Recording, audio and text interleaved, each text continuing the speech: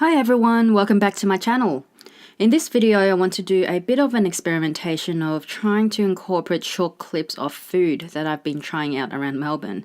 I realized how often I actually ate out, and due to my newfound hobby of filming tantalizing shots and angles of food, I thought, well, why don't I try making a video of it and give my own impression about the restaurants I've been to over the past month.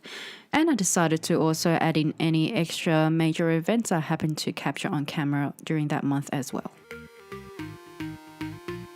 January is the month of the Australian Open, and this year I got a Grand Pass which gains access to the smaller courts where I could watch matches and try to squeeze through and catch a glimpse of big stars training on the courts like Federer and Djokovic, and purchase pretty overpriced souvenirs.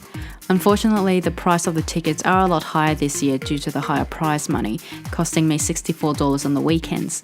There may be more activities and food stores in the area, but personally I don't think it was really worth that much for my time there.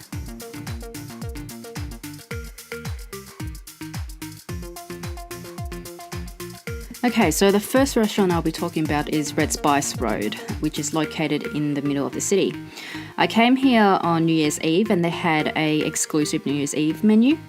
And I think it was sort of like a fusion of Vietnamese Chinese cuisine. They had this really strong coffee cocktail which kept me up till midnight, and I'm usually dead by 10:30, so I can say that the caffeine does hold quite a punch. I was actually a bit disappointed with the pork belly because my friend was raving about it so much, and it's just the meat was just very coarse and rough, and I mean it could be a coincidence that it happened to be not up to its standard that night. If I had to pick a favourite dish, it would have to be the soup dumplings. Legacy is a popular brunch place in Camberwell, which is on the east side of Melbourne, and it was already packed by the time we went in the mid-afternoon. I ordered the sushi bowl, which was $21 on the menu. It felt like eating a deconstructed sushi in a bowl, obviously.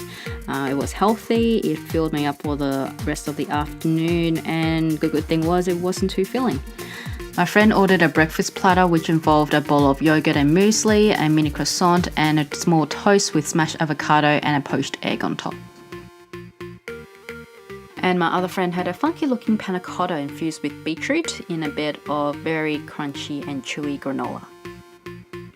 I found the Q Cafe and Japanese kitchen highly rated on Zomato, but I didn't really expect it to be in the middle of nowhere in South Melbourne in a very tiny cafe, almost the size of a milk bar. We got a breakfast platter with almost a bit of everything like soba noodles, onigiri, pieces of chicken, corn and eggs, and we got a side of teriyaki meatballs and crab croquettes on the side. The croquettes were very soft and so were the meatballs, so overall I reckon it was a light meal.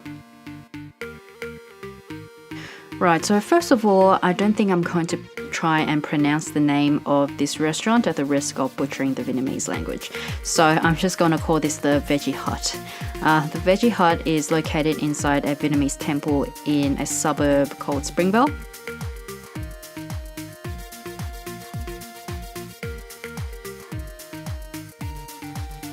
We ordered 3 dishes there, so the first one is the lotus salad, and personally my favourite.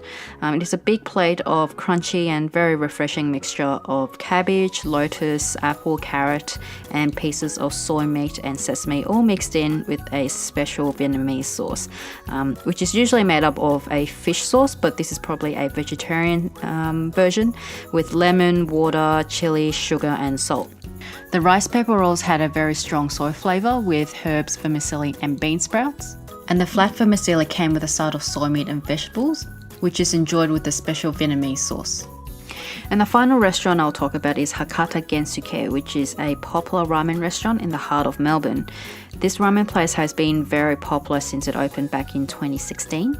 The menu is limited to a couple of ramen dishes and also a couple of side dishes. So this time we ordered the crispy chicken, and we also ordered some gyozas, which are small compared to the ones I've tried outside, but it does have a very soupy broth inside, and that's full of flavour. The signature ramen pork broth usually has a more sweeter texture, whereas the one I ordered, which is the black garlic ramen, had a bit of a bitter taste to it. Overall, I think it's a pretty decent ramen place.